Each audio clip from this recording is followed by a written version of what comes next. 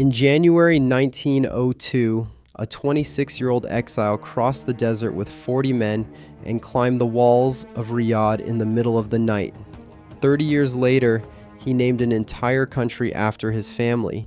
6 years after that, American drillers struck the largest oil reserves on Earth beneath his desert. This is how one family came to own a country and how that country came to shape the world. In November 1891, the Rashidi dynasty seized Riyadh, forcing the Al Saud family into exile in Kuwait. 10 years later, the 26-year-old Abdulaziz Ibn Saud set out to reclaim his ancestral home. He departed Kuwait in late 1901 with 40 loyal followers, slipping across the desert to avoid hostile scouts. Before dawn on January 15, 1902, they scaled the walls of the Masmak fortress. In the brief, chaotic gatehouse struggle, the Rashidi governor Ajlan bin Muhammad was killed. A rusted spear tip from the fight remains embedded in the postern door. This raid became the founding moment of a new state.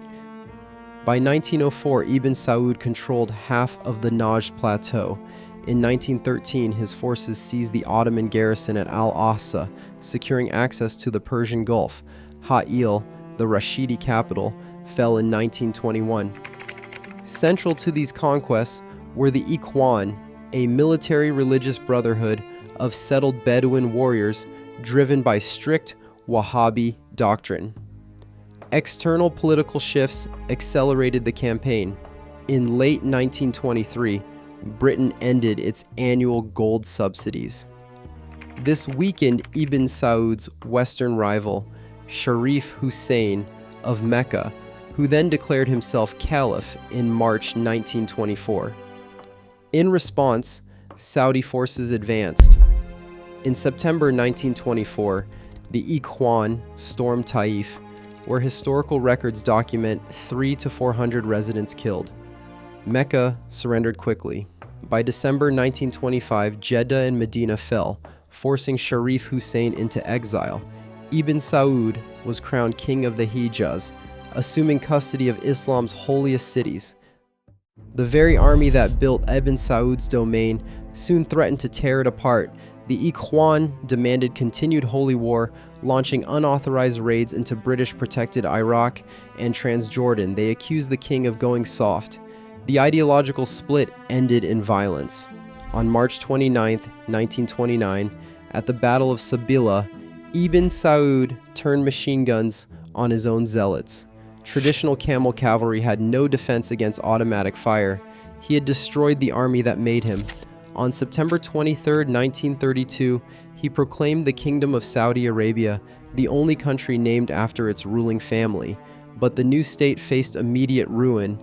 The Great Depression collapsed Hajj pilgrimage revenues, leaving the treasury nearly bankrupt.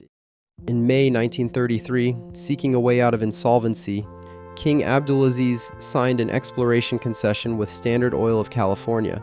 In exchange for an immediate loan of £35,000, the American company secured exclusive exploration and drilling rights across the eastern province. The kingdom had no other options. It was a desperate gamble by a cash-starved government, and it became one of the greatest bargains in global economic history. For 5 years, engineers drilled nothing but dry holes, and by early 1938, the entire American operation faced total abandonment. But the company's chief geologist, Max Steinecke, insisted on drilling deeper at one last remaining site, Dammam Well, number 7.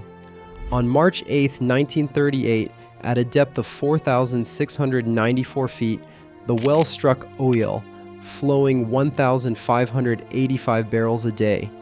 Later renamed the Prosperity Well, this strike opened up the massive geological systems of the peninsula, eventually leading to the discovery of Ghawar, the largest conventional oil field on Earth.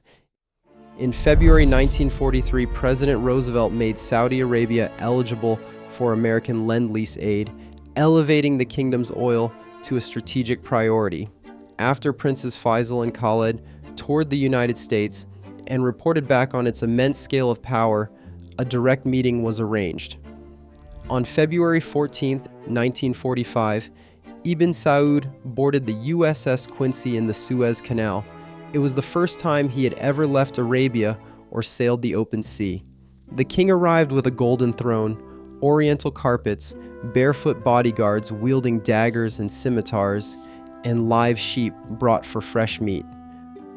The Quincy meeting forged an informal oil for security understanding, American military guarantees in exchange for reliable petroleum. Yet the leaders disagreed sharply on Palestine. When Roosevelt raised the prospect of Jewish immigration, Ibn Saud refused, insisting refugees return to their European origins. Roosevelt promised to consult Arab leaders before taking any action. As a personal gesture, the president gave the king a spare wheelchair, which remained in Ibn Saud's private quarters until his death. When the king died in November 1953, he left 45 sons. Since then, every Saudi monarch has come from this single brotherhood. Today, the geopolitical order still rests on a desert bargain. The survival of one dynasty remains bound to the global economy,